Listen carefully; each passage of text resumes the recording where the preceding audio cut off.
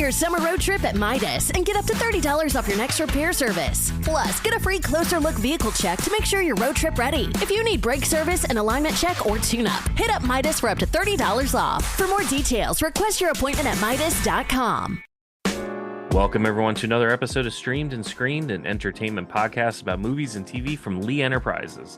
I'm Teri Lipshetz, managing editor of the National Newsroom at Lee, and co-host of the program, Bruce Miller, editor of the Sioux City Journal and a longtime entertainment reporter. Bruce, if you were living in a different time, would you be with the Lannisters, the Targaryens, maybe the Snows, or the Starks?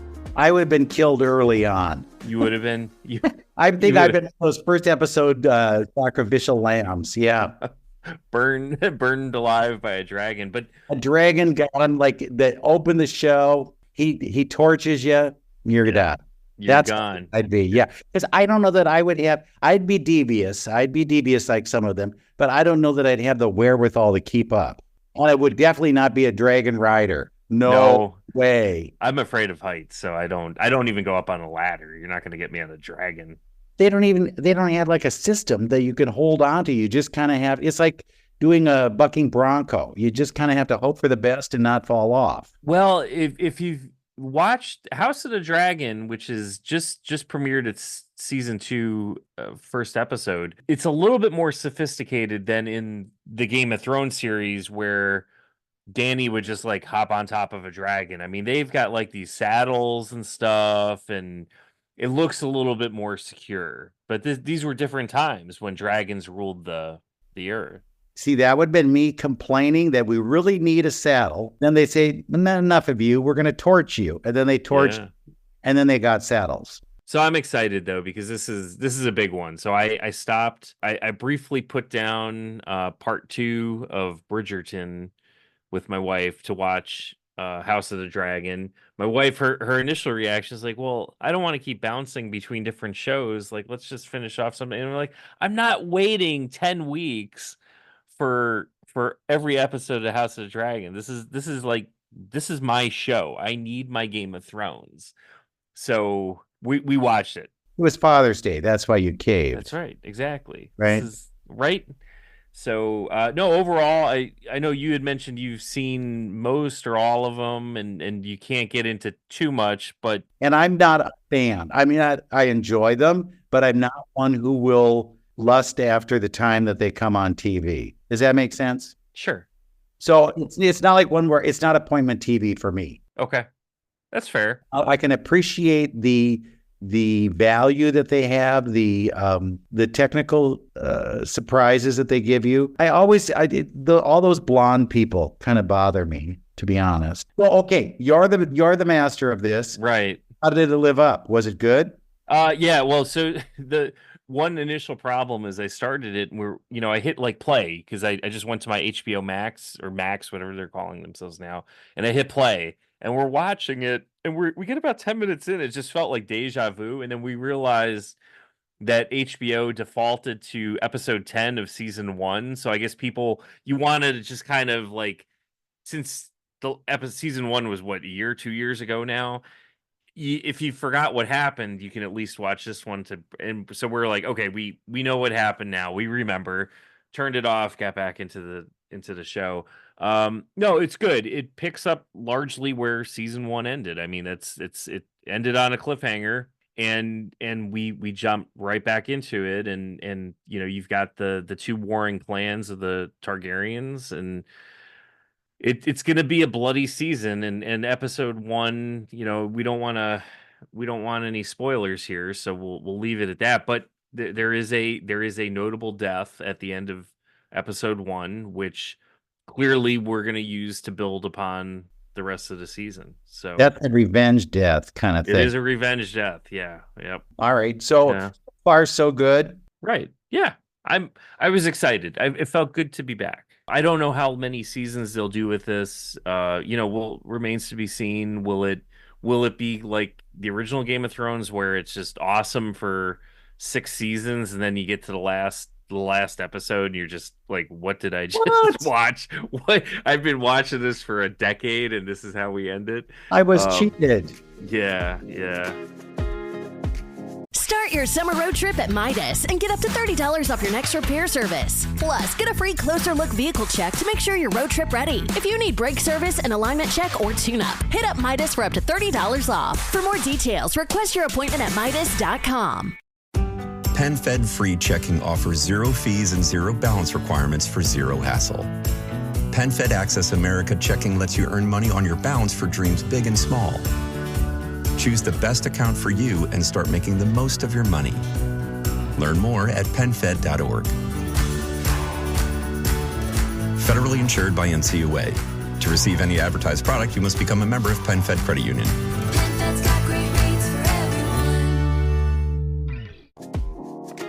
Lost kept holding people on for so long, and then finally they had to end it somehow. What it did was they just went back to what somebody suggested way early on, and that's how they ended it. I have no idea how it ended because I never watched it. Oh, I won't spoil it for you in case you go back. But no, you can go. Please tell me so I don't have to ever watch well, it. it was like purgatory. It was like this place where people kind of good. That's great. But you know what's really weird now? We're in an odd time. Because right now, so many limited series, like just ruling the world. If you're in a limited series, you got the world. Because A, you don't have to do a lot of episodes, maybe 6, 7, something like that. B, you can get big names in it. You can get the kind of exposure and the promotion that you're seeking. And D, it's going to be seen as something that's a little more prestigious than all the other stuff. So this year's Emmy contest, that category is stuffed. It is so stuffed that people are already bailing, and they're saying, no, we're not limited. We're a full series. This is the Shogun line. That suddenly Shogun is now a drama. So don't consider them at all in the limited series. Although you think, well, didn't they do the book? Isn't that enough? So apparently they're going back and doing more episodes of Shogun. And then the fellow traveler, another one that could go back and do some more. Like you think, well, didn't the one guy die? I think it kind of ended, but maybe they pick up and do something in the middle of it. Who knows? So this is what's happening is we're seeing the limited series kind of overflowing with good ideas. And the other one's kind of like scrambling. So, I still think they need to go to half hour, 90 or 60 minutes and 90 minutes. That's how they should categorize these things. But and so I've been getting a lot of, I'm not an Emmy voter. I'll put that out there right away. But I am a voter in other competitions, Critics' Choice, Television Critics, those kinds of competitions. And you get bombarded with all these things of like, did you consider this one for a potential nomination? And I got a chance, and I wonder if we have this, a chance to talk to two of the directors of a documentary from HBO called Telemarketers. Fascinating documentary. It should be nominated. And I don't know, it's 3 episodes. Do they do that differently than a 1-episode documentary? Is that categorized in a different way? But they talked about how they had done this. And the series, if you will, is about telemarketers and how they actually get you to give money to charities and other kinds of organizations. The scam they kind of play, because whenever you get a call like for, we're the sheriff's posse and we're looking for money for the sheriff's ball or whatever, that could be a telemarketing scam if you don't know enough about it. And they have a whole way of going about this, asking the right questions or trying to keep you online and you give them money. And they go inside a telemarketing firm that no longer exists, but is 2 guys who worked there decided that they had they thought they had something that Michael Moore would want if Michael Moore were doing a documentary about telemarketers. And so they kept all this footage, but they kept it for 20 years. 20 years of... Wow. Imagine you worked at a telemarketing firm for 20 years and you're taking pictures of people doing drugs at the office, holding you online and saying, no, we just need this one more. And they didn't know what to do with it. One of the directors decided that he was afraid somebody was going to try and steal this footage and just get rid of it. So he made 3 copies of it and stored one with him, one with his father, and one with his mother. And then they had all this and they thought, who can we talk to that can, tell us what we should do? And a cousin happened to be in the movie business. And they showed it to him and he said, you've got something here. All right, Bruce. So who do we have for this interview for Telemarketers? Yeah, you're going to hear from Sam Lipman-Stern, and he was the actual person who worked at the telemarketing firm, and then his cousin, Adam Bhala Lough. And these two are the ones who kind of, if you will, put it together in some form that attracted the Safdie brothers and Danny McBride, some of the other ones who became producers on the whole thing. But they were the ones who got the ball rolling and said, we've got something here. So you're going to hear from Sam and Adam. What has the reaction been to this? It's been, the reaction's been pretty incredible. I think kind of to our surprise, at least to my surprise, we really made the film we wanted to make, we told the story exactly how we wanted to tell it, which I know is not always possible. And especially the humor element, letting Pat just be Pat throughout the whole thing. And people have been really, the fact that it's gone over so well has been kind of surprising. I thought it was going to be like 50% of people would get it, 50% wouldn't, but people really got it and loved it. In terms of the response from politically, the telemarketing scam is still going on, which is crazy.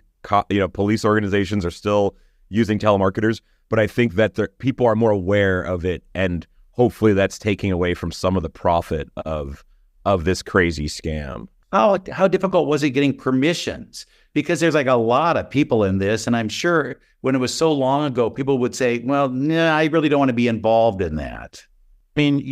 Obviously there's a lot of blurred faces in the show, but the ones that aren't are people that Sam had kept up with and stayed friends with over the years. And the fact is that if I had done this documentary by myself, I would not have been able to get all those people on camera to agree to be in it, because Sam had these friendships that he'd maintained over the years with all these telemarketers. He was able to, and it was because he's also coming from an authentic place as one of them and not like an outsider.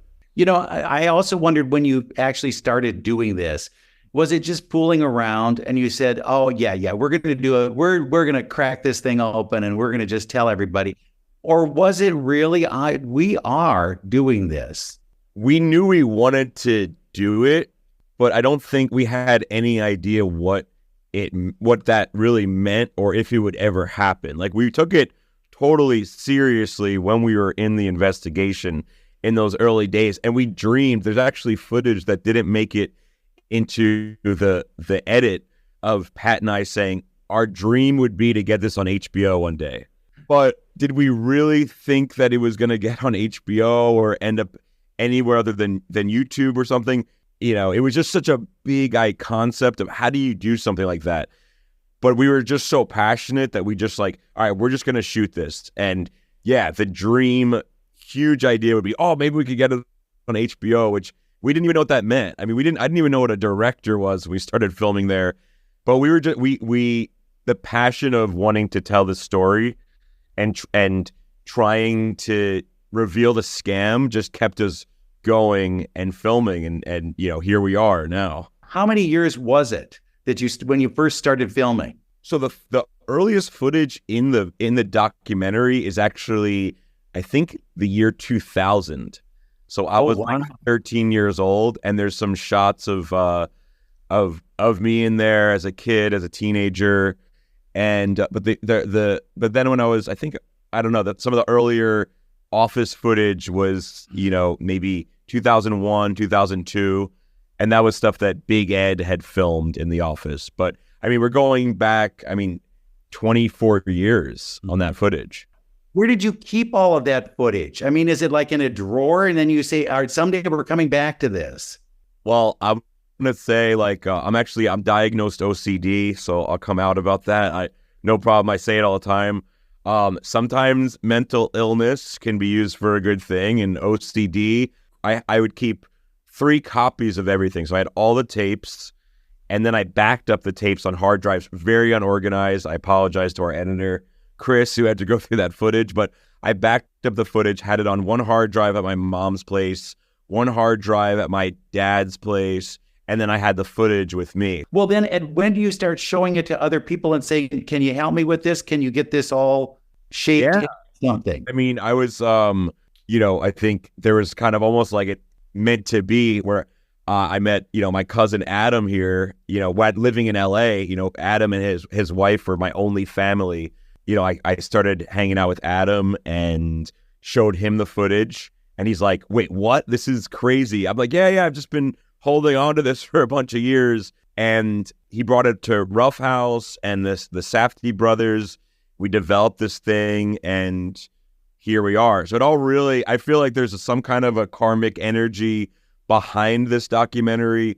So many people were screwed over in this scam, from cancer victims and veterans that we used to call on behalf of, to the callers, to the police organizations. I mean, there was just so many victims that I feel like this story wanted to be told. When you saw that footage and you saw what they had done, what did you think? I thought it was like an unruly mess, but that there was some real gold within it. It needed someone to go through it and kind of craft a narrative out of all the madness. I mean, I think the biggest part of the job was really because he had shot so much. And I mean, we're talking like thousands of hours of footage. I think, figuring out what the narrative structure was took a long time. We developed the project for 13 months before we even brought it to HBO. I know we have to go, but just one piece of advice. What would you tell people when they do get the calls? Just hang up? Is that it? Yeah, I would say just hang up. But the thing is, it's like, I kind of feel like it needs to be stopped at the root. We could say the advice is just hang up. But man, just seeing, it is $1 billion business, these scams that are coming through cell phones, computer viruses, all those type of things. And Farouk said in Telemarketers, one of my favorite quotes, he goes, when there's money to be made, people will find a way. They'll find a way to it. And I think that's the thing with this all. Yeah, the advice is definitely hang up, but it's also education. So we did have an effect on this. Even though the scam, it hasn't gone up through as high as I think we'd want in politics, where politicians are saying, hey, no more. But we did create a great awareness of this. So I think we did our job. But yes, you get the call for any of these things, hang up for sure. Up the phone, yeah. All right, Bruce, thanks for that interview. Sounds like an interesting documentary, and it does get me thinking, like, this is actually, like, I don't want anything to do with telemarketers. I'd rather just go to the grocery store and, if my order cost $43.27 and they say, would you like to round up to the nearest dollar so it goes to the children's fund or the high school baseball team or whatever, I'll do that. That seems better. Doable. Well, and kind of just circling back to you on the Emmys really quick, with the whole concept, I will say this about the whole limited series that then expands into kind of like a season 2, season 3 thing. My biggest gripe with watching TV shows is getting invested in a show that, like, if it's a bad show, it's a bad show. And ideally we tap out early and it gets canceled and it's fine. But you get those shows that are actually good and you get invested in it, but for whatever reason, maybe it's just the ratings didn't quite, like, it has that loyal audience. It's like you think about like Arrested Development, right? There's a show that critics loved it, a small fan base loved it, but it never had huge ratings, so they kind of canceled it after a couple seasons. So, you get those kind of shows and they have no resolution, and that kills me. Like, give me a resolution. So the one thing that I do like about the limited series, like, we're going to start as a limited series. That final episode, it is a resolution. So if it gets canceled, you still got an ending. But if it does well, it does open up the opportunity to just tell another story. because at that point, then you can go 3 or 4 seasons because we have audience buy-in at this point. Fargo did it and just changed up things. White Lotus started out as a limited series and then became a series. Right. And they're back. They've got a 3rd season, in the wings waiting to be there. So yeah, I'm with you. I like to have resolution. I like to end things. We're so geared up to the kind of every week ending up an episode that we don't see that some of these ones really don't have an ending. Right. And there's some series where I think they go into it thinking like, oh yeah, we're going to get picked up for 2-3 seasons, or maybe they have a backdoor agreement with the network, but then the network head changes. It's like you get a management change and somebody else is like, yeah, you may have made that deal with, Bob, but Bob isn't here anymore and I don't like your show. So we're going to part ways here. A new president comes in and he doesn't want the baggage from the last administration because he's got a name for himself. Never mind that your show might have been doing well. That's a weird thing. But yeah, so at least it gives him some kind of, like, Simpsons is immune to all of this. Right. Nobody's going to kill the Simpsons. But some of these other ones, one and done. So, there's another new show coming out, and this is on Apple TV+, which is my favorite network or streaming service to, like, I have that love-hate relationship where they didn't have a whole lot of good programming, and then they had good programming, but it's not consistent and all that. But it's I have been subscribing to it now every month for a while. It's called WondLa. Is that WondLa? Yeah, and it's what that title comes from is that there was a cover of The Wonderful Wizard of Oz. L. Frank Baum. All the letters kind of pulled together, but it's set in the future, very far future, about a girl who is raised by a robot. She lives in a bunker, if you will, and then suddenly they have to leave. And she goes up to the real world and discovers what's up there. So she finds a different world than what she's used to. A winner of So You Think You Can Dance, Jeanine Mason, is the voice of the girl. And then she is watched by a robot named Mother, who is played by Teri Hatcher.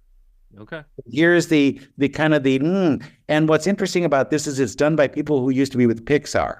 So the quality of the series is real high. We got a chance to talk to both Jeanine and Teri, and they talk about, what it's like for them. They had no clue what their characters would look like or what the situation was all about until they actually got in the studio. And then it's a lot different world for them too. All right, so let's go first. We'll go to Jeanine Mason.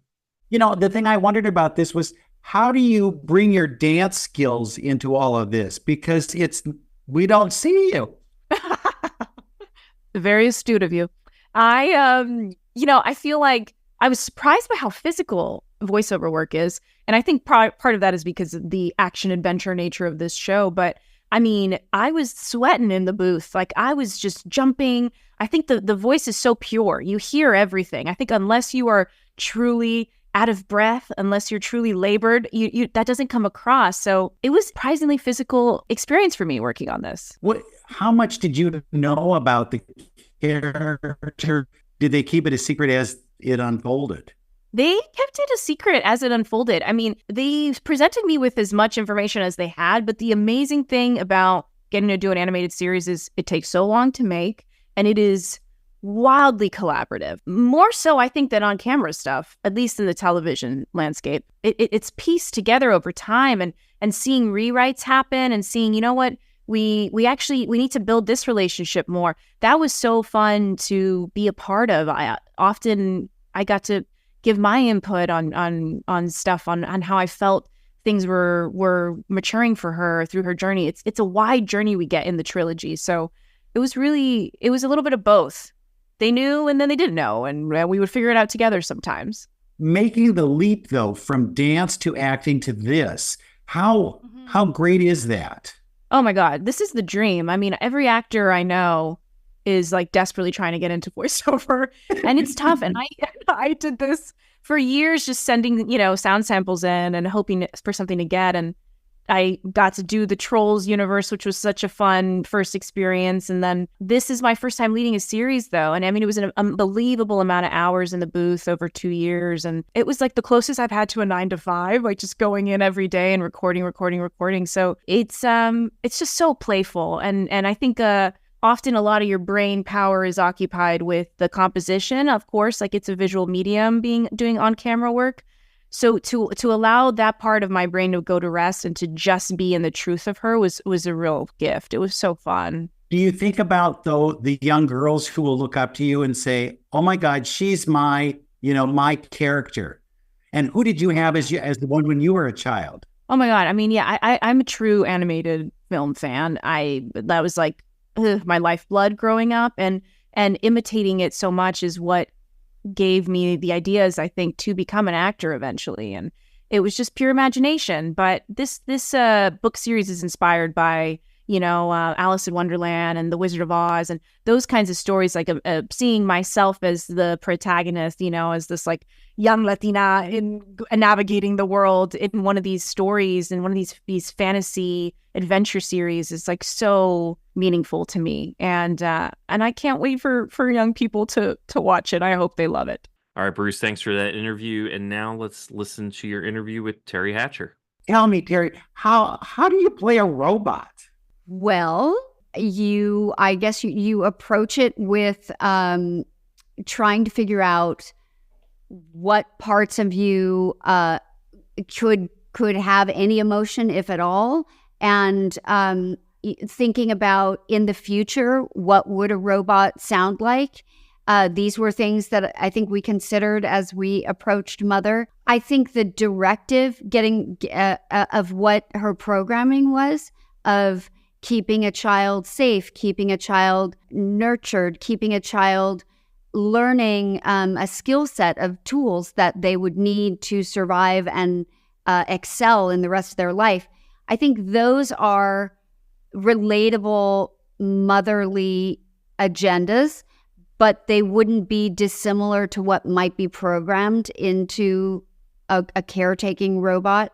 I think what's special about Mother is that throughout this, and maybe it's because of the extreme amount of time that Mother and Eva spend together, or the extremeness of the situation that they find themselves in when they go above to the surface of the planet. I think she has this germ of emotion that grows in her, and I found that very charming and a little bit complicated to play. Do you think about the idea that someday robots will take care of children? I didn't. And, I guess we don't know where things are going. And we'd probably be kidding ourselves to feel that there wasn't something headed in that direction. I don't know exactly what it looks like. I mean, honestly, you already have people using devices as babysitters in a sense already, which I personally don't think is great, but I also have a lot of empathy with why parents end up doing that. I don't know. It's a balance between a scary idea and a potentially supportive idea, and I'm not quite sure how it's going to go. I'm assuming that you didn't work with Jeanine, right? I did not. No, but I've seen her performance and she's great. How do you fill in those blanks? I'm not sure I do. I'm not sure the actors are responsible for that. I think that part of the puzzle may fall more into the production hand, the producers, the director, the animators, the producers, because we in our individual voice sessions are really being dictated to by them, and they're the ones that have all the knowledge.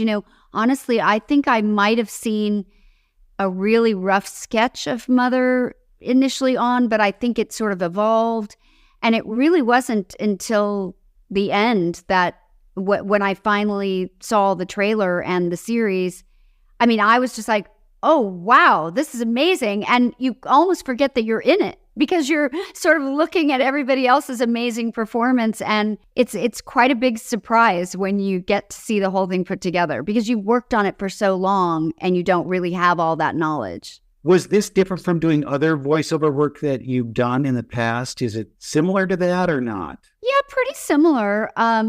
I mean, Coraline took even longer because it was stop motion. The animation is a different style that is even more arduous and more, just individual people knitting tiny, tiny sweaters, to put on little puppets. It's insane. Each project is separate, but I think what I've probably ended up bringing to them, and I don't know if this is because what I do or what's been asked of me, but I've always tried to bring a sense of groundedness and real humanity to the characters that I've played, and that seems to have been what's been asked of me. All right, Bruce, thanks for those interviews. Might have to go check that one out now that I have my Apple TV+ subscription still going on before I decide to cancel it again as I go through my cycle of love and hate with Apple TV+.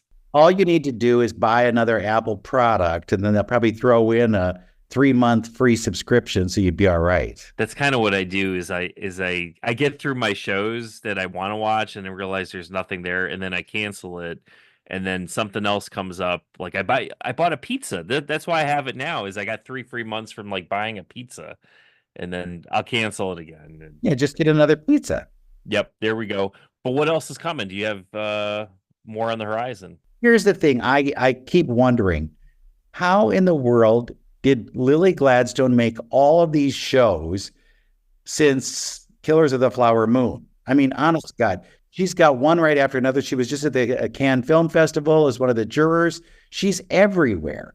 And she's got a movie coming out next week. It's going to be in theaters first, and then it'll move to streaming, called Fancy Dance. It's directed by a Native American director, and it's about a woman looking for her missing sister.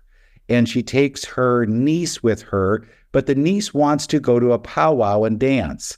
And she's worried that they're not going to be able to find the mom and do the powwow at the same time. Erica Tremblay is the director, and she worked on Reservation Dogs. And I asked about that, too. I wondered what happened to Reservation Dogs. Why is that no longer on? So we have a chance to talk to both Lily and Erica and see where this is all hanging out at this point. All right, that sounds good. So yeah, because you had Lily just a few weeks ago. We had an interview with her, right? And so we're hoping for the best. Yeah, you're getting tight with her. Yeah. All right, so I know we actually have to end this show very promptly because we're recording shortly before your interview with Lily. So we need who knows? She'll probably say, I don't want to talk to you. So there, we're done. That would be crazy. So we're hyping it up now, and then we come back next week and be like, nope, didn't happen. She stiffed me on the interview. So we'll see what she has to say. We'll see you never know. All right, well, thanks again for tuning in, and come back again next week for another episode of Streamed and Screened. Start your summer road trip at Midas and get up to $30 off your next repair service. Plus, get a free closer look vehicle check to make sure you're road trip ready. If you need brake service, an alignment check, or tune-up, hit up Midas for up to $30 off. For more details, request your appointment at Midas.com.